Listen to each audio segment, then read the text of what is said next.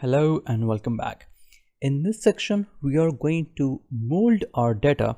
We are going to alter our data in a way that it will be getting ready for data analysis. What does that mean?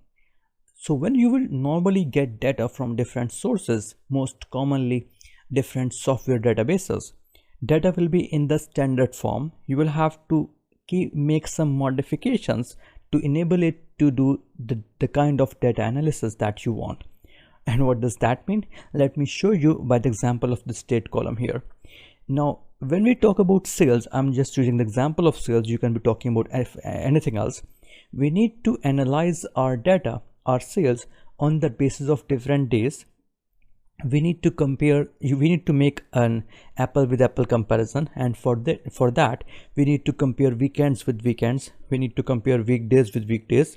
We need to compare same days of the week with the same days of the other week. For example, Wednesdays versus Wednesdays.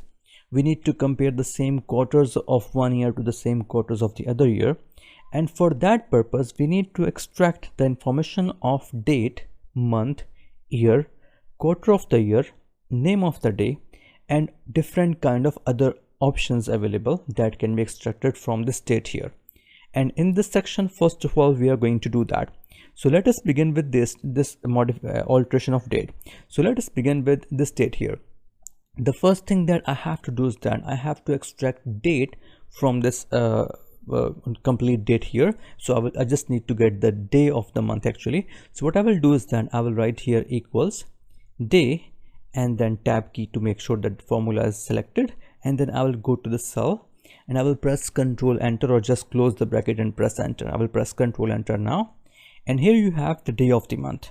So you can see that this was the first date, 1st of January. So Excel has given me the 1 as answer. Now I will copy and paste this downwards to make sure that I have all the data. I have days selected from all the different dates here. So I will copy it now. I will go down, and to go down, what we have to do, we have to press the Control key and then the down arrow key. Here we are at the end. Now I will come here by pressing the right key here, and now I will press Control Shift Up key to select all the data here, and I will press Control V to paste, or simply paste it here. And you can see that we have dates extracted from this date here in all different columns. So if you can take any different sample here, so for example this one, 28th of May, we have 28 here, or let us say 21st of April, we have 21st here.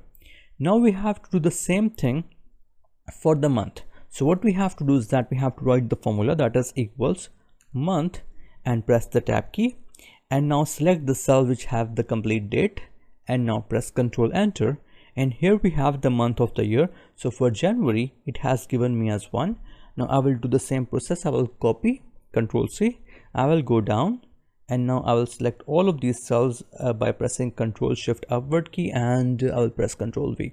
So we have the months in each column here. So you can see for August we have 8, for July we have 7, for June we have 6. If I can go up, you can see for March we have 3, for April we have 4. So that was fast, right? And now one last thing that I have to do is that I have to extract year from the date, and for that I will do is that equals year, and now I will select the column which has dates, and I will press Ctrl Enter, and here I have the year, and I will copy and go down, and I will press complete. I will select complete cell, and I will press Ctrl V, and here we have year from the complete date. All right, so that was easy. So we have, what we have done as our first task, we have separated the date, month, and year from the date column. I hope that was helpful, and in the next lecture we are going to do some other interesting stuff, for example name of the day, etc.